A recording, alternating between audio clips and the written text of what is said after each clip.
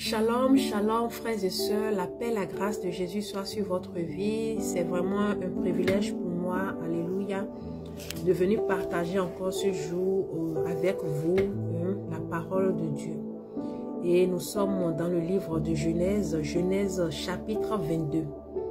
Et l'histoire qui constitue, ou bien l'histoire que constitue le chapitre 22, nous parle d'Abraham et de Dieu. Et dans ce passage, nous voyons que Dieu a demandé à Abraham d'offrir en sacrifice son fils unique, Isaac. Et nous allons directement partir dans les paroles. Et au premier verset, la parole de Dieu nous dit: après ces choses, Dieu mit Abraham à l'épreuve et lui dit: Abraham. Et il répondit: me voici. Donc, étant des enfants de Dieu, nous devons tout d'abord savoir qu'il y aura des moments où Dieu va nous mettre à l'épreuve pour voir jusqu'à quel niveau nous sommes prêts ou prêtes pour lui. Et c'est ce qui fit le cas de notre papa Abraham. Dieu dit: prends ton fils, ton unique, celui que tu aimes, Isaac, va-t'en au pays de Moriah et là offre-le en sacrifice, en holocauste sur l'une des montagnes que je te dirai. Dieu lui demande de prendre quelque chose qui lui est cher, quelque chose dont la valeur est inestimable, quelque chose qui a une valeur qui ne pourra jamais périmer, quelque chose qui a une valeur unique. Et ce n'est pas que cette chose, il en a, en a gogo, bien il en a 2, 3, 4, non. C'est la seule qu'il a. Et le Seigneur lui demande de venir lui offrir sur une certaine montagne cette seule chose. Bien aimé, c'est comme un gros os, un gros os qui est dans la gorge. C'est très difficile à digérer. Alléluia. En tant qu'humain. Mais nous allons remarquer que notre papa Abraham, il a regardé au-delà du physique. Et c'est ce que je dis souvent ici, dans mon message de nouvelle année, je pense l'avoir dit, qu'il faudra que nous nous repositionnons en tant qu'enfants de Dieu et de voir au-delà du physique. Alléluia. Au-delà du naturel. Et c'est ce qu'il a fait ici. Dans le verset 3, la Bible nous dit que Abraham se leva de bon matin, sella son âne et prit avec lui 2 serviteurs et son fils Isaac. Il fit du bois pour l'holocauste et partit pour aller au lieu que Dieu lui avait dit. Alléluia. Abraham ici a obéi. Abraham n'a pas raisonné. Il n'a pas réfléchi. Bien-aimé, aujourd'hui, le Seigneur veut, le Seigneur communique, parle, échange avec des enfants qui sont prêts à lui obéir. Obéir spontanément. Est-ce qu'aujourd'hui, nous obéissons spontanément à Dieu? Là, c'est la question. Et ce qui fait que nous avons beaucoup de blocages. Parce qu'il est le maître des temps et des circonstances. Alléluia. Le chemin qu'il veut que nous empruntons, nous pouvons voir que ce chemin est tortueux, ce chemin est bizarre, ce chemin est gondolé. Il y a trop de dépiles sur ce chemin. Mais lui, il sait que c'est le seul chemin le plus rapide, le plus fiable pour nous emmener là où nous devons y aller. Où nous devons aller, pardon. Abraham n'a pas parlé, il n'a pas réfléchi. Il n'a pas raisonné comme nous aimons le faire. Si c'était nous, on allait dire, alléluia. Ah Seigneur, comment tu peux me demander? Il y a les animaux là, non? Pourquoi je vais sacrifier mon fils? Au lieu de sacrifier un animal, au lieu de sacrifier une chèvre, tu me demandes de sacrifier. Toi-même, tu sais quel âge j'ai eu cet enfant. Tu sais les difficultés par lesquelles nous sommes passés. Ils vont raconter toutes les histoires.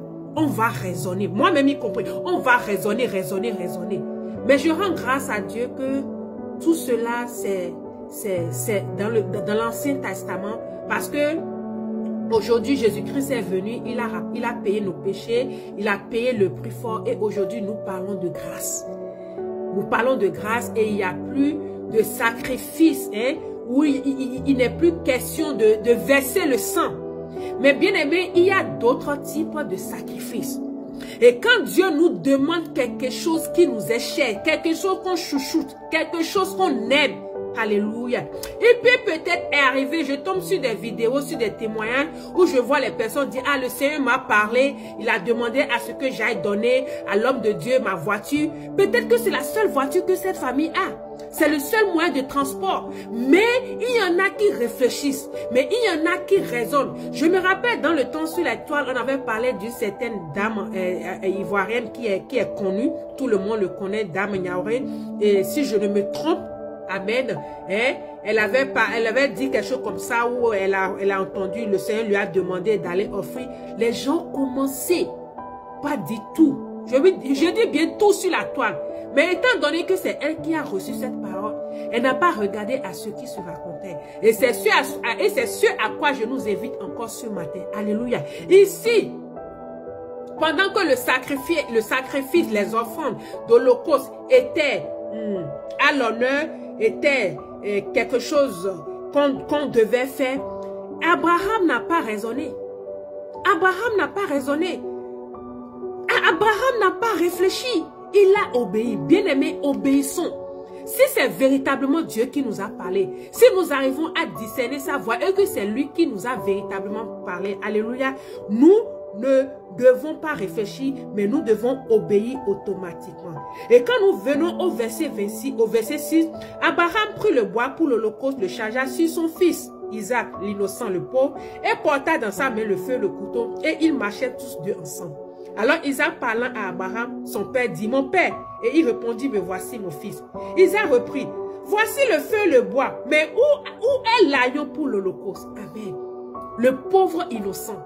Voilà le père et le fils qui sont des êtres innocents devant l'Éternel. Et je parie que le gardien, l'ange de l'Éternel était là et les suivait dans les moindres agissements. Bien-aimé, le Seigneur connaît ton cœur. Alléluia. Le Seigneur connaît ton cœur. Quand il a demandé à Abraham de sacrifier Isaac, il a déjà vu le cœur, il a déjà vu l'intention. Alléluia. Il a déjà vu les pensées d'Abraham par rapport à cette offrande et il a vu que voilà un homme intègre qui n'a pas raisonné, qui effectivement est en train de s'apprêter pour obéir à ma parole.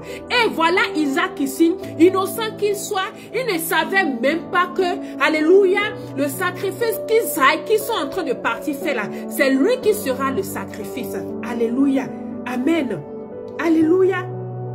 Et dans le verset 8, la parole de Dieu nous dit, Abraham répondit, mon fils, Dieu se prouvera lui-même de l'agneau pour l'holocauste, et ils marchaient tous deux ensemble. Est-ce que vous avez vu la parole, les jeux de mots que Abraham vient de dire? Il savait qu'il allait faire un sacrifice et il savait que c'est son enfant. Alléluia. Mais connaissant Dieu, ayant une confiance totale, il sait que le Dieu du tout à coup va agir. Il sait que le Dieu du tout à coup va faire quelque chose. Alléluia.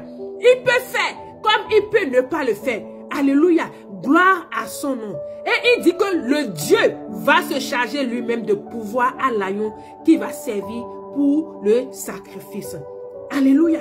Et effectivement, arrivé sur les lieux, ils ont fait le feu, ils ont fait le bois. Et la Bible nous dit, dans les versets après le huitième verset, qu'il a attaché l'enfant effectivement et l'a positionné. Et tout à coup, au 12e verset, l'ange dit, n'avance pas ta main sur l'enfant et ne lui fais rien, car je sais maintenant que tu crains Dieu et que tu n'as pas refusé ton fils unique. Alléluia.